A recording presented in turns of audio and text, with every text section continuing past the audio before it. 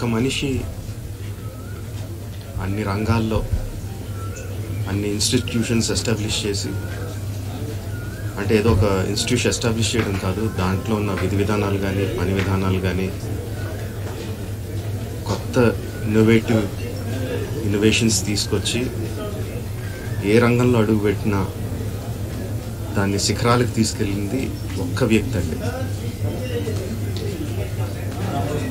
ఆయన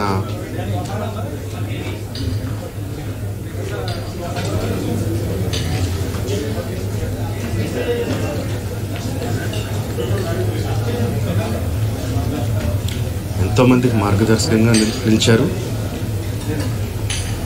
ఎంతోమందికి ఉపాధి కల్పించారు. అలాంటి వ్యక్తికి